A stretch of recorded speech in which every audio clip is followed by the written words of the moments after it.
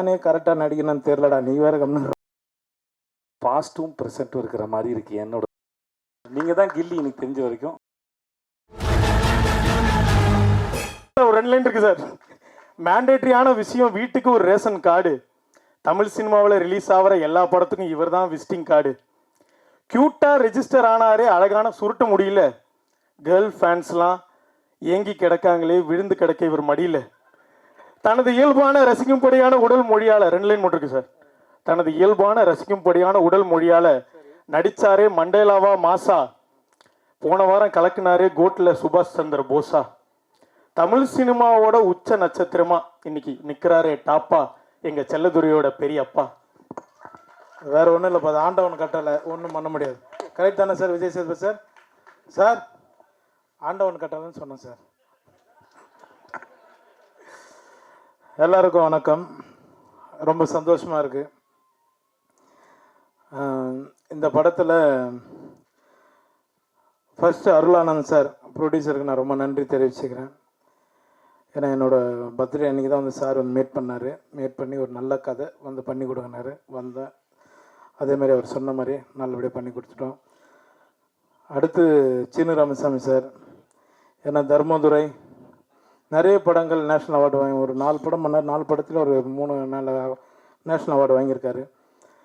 அவரோட ரொம்ப நாள் பேசிகிட்டே இருந்தேன் நான் சீனு சார் கூட. சார் நம்ம ஒரு படம் பண்ணணும் சார் அப்படின்னு. கண்டிப்பாக பண்ணலாம் சார் அப்படின்னு கூப்பிட்டாரு. போய் பண்ணேன்.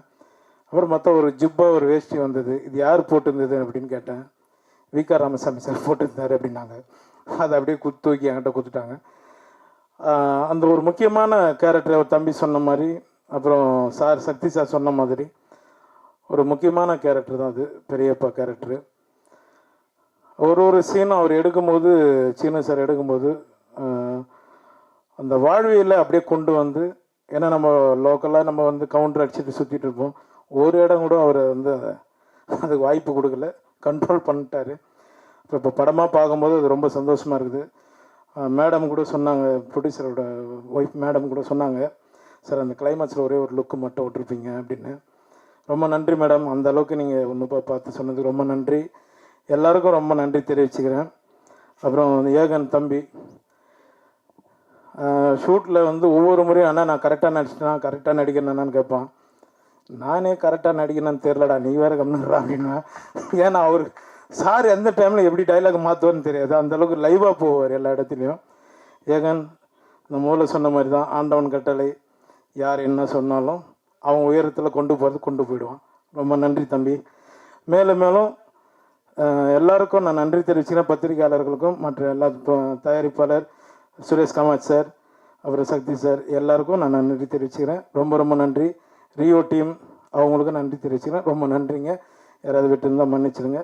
இங்கே வந்திருக்கிற எல்லாருக்குமே நான் நன்றி தெரிவிச்சுக்கிறேன். ரொம்ப நன்றிங்க. தேங்க்யூ. அதுதான் இப்போ ஏதாவது வரும்னு பார்த்தேன். எங்கள் சார் விஜய் சேதுபதி சார் எப்படி விட்டுருவோம் சார், நீங்கள் எதுவுமே பண்ணல சார், என்ன தான் சார். வாங்க சார், நீங்கள் சென்ட்ரலில் நிற்கணும், வாங்க சார். எனக்கு ரொம்ப பிடிச்சவர். ஆண்டவன் கட்டலேருந்து ஆரம்பித்தேன் சார் நானும். என்னப்பா கதையை சொல்லிட்டுமா? அது எடுத்துட்டாங்களாப்பா 2016. ரொம்ப 2 பேரும் அப்படியே பயணிச்சிட்ருக்கோம். ரொம்ப நன்றி சார். ரொம்ப நன்றி சார். முடிச்சுக்கலாமா சார்? நான் பேசுறது ரொம்ப நன்றி எல்லாரும் சார். வந்து விழாவை சிறப்பிச்சது ரொம்ப நன்றி சார். பத்திரம் போயிட்டு வாங்க ஊருக்கு. ஏன்னா அவர்கிட்ட சொல்லிட்டேன், நான் இப்போ பெங்களூர் ட்ராவல் பண்ணுறேன், அதனால ரொம்ப ரொம்ப நன்றி. யோகி பாபு சார், யோகி பாபு டேட் நடிக்க கிடைக்கிறதே கஷ்டம். இசை வெளியீட்டுலாக்கெல்லாம் வந்துருக்கு. எல்லாருக்கும் ரொம்ப நன்றி சார். ஓகே ஓகே சார், பார்க்க போகலாம். Thank you sir. தேங்க்யூ எல்லாரும் ரொம்ப நன்றி நன்றி நன்றி. பத்திரமா போயிட்டு வாங்க சார். சரி, யாரும் கூட நானே மேடைக்கு வந்துட்டேன், அப்படியே நானும் பேசிட்டேன், அப்படியே நானும் போகிறேன். நான் ஐயா உங்களுக்கு 2 பக்கத்தில் ஒரு இன்ட்ரோ இருக்கியா? தேவையில்லை. சகோதரர் ஏகன் அவர்களுக்கு முதல்ல வாழ்த்துக்கள். இந்த மாதிரியான ஒரு மேடையில் ஒரு 14 வருஷமாக நிற்கும்போது உங்கள் அளவுக்குலாம் எனக்கு வந்து தைரியம்லாம் இருக்குல்ல. ரொம்ப நடுக்கத்தோடு தான் இருந்தேன். ஆனால் உங்கள் முகத்தில் ஒரு நல்ல கான்ஃபிடென்ட் இருக்குது. இந்த ட்ரெயிலர், இந்த சாங்கு, உங்கள் எக்ஸ்பிரஷன்ஸ் எல்லாமே ரொம்ப அழகாக இருக்குது. ரொம்ப அழகான நேரம் உங்களுடைய நேரம் வந்து. ப்ரோ அவர் சொல்கிறது கேளுங்க ப்ரோ. ஓகே, ஸோ வாங்க. எதுக்குண்ணா உன் தம்பி அவன் ரொம்ப நல்லா பேசுகிறான். ஏய் நீ வராத. ஏன் சார் 21 வயசு தான் ஆகுதா சார், இவ்வளோ தெளிவாக பேசுகிறாங்க. நான் இன்னும் தடவிக்கிட்டே இருக்கேன் இருட்டில் சுவிட்சை தடவை கூட மாதிரி. ரொம்ப தெளிவாக எந்த வார்த்தையும் அச்சு பேசுகாமல் ரொம்ப கிளியராக பேசுகிறேன் சார். உங்கள் பையன் ரொம்ப தெளிவாக பேசுகிறேன் சார். வாழ்த்துக்கள் மேத்யூ உனக்கு.